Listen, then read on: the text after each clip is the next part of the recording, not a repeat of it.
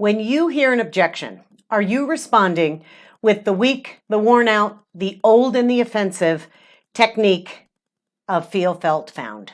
Feel, felt, found is roughly a 60-year-old sales method that is still being used and still being taught these days. And it sounds like this. A prospective client says, "That's a little expensive. We don't have the budget for this. Your timing is off. That's a little more than I was prepared to spend." Or your price is too high. And you respond with this: "Hi, Sally. I understand how you feel.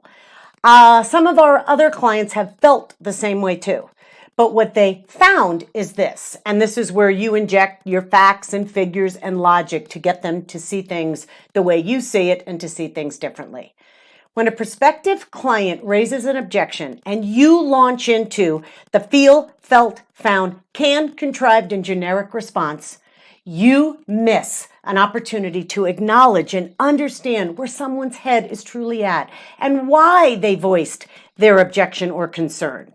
You miss the opportunity and the richness of a deeper conversation to talk them through things and to help them through their decision-making process. You miss an opportunity to build trust by listening and gaining more clarity, which makes your prospect feel heard.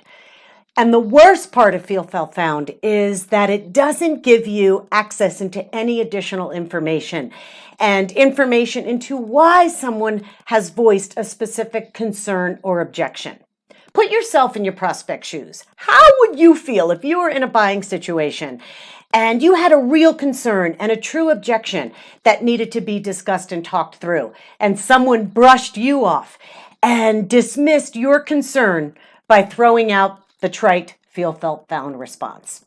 Now, it might seem normal since a lot of people are using this and still teaching feel, felt, found, but just because a lot of people do something doesn't mean it works, doesn't mean it's a good idea to keep using it. It just means it's popular, and there's a difference. Being popular doesn't mean it's effective. It just means a lot of people think it is, and it doesn't work in today's new marketplace. It doesn't work on today's savvy and smart new consumer. So think of it this way. Treat an objection or a concern as a yellow light.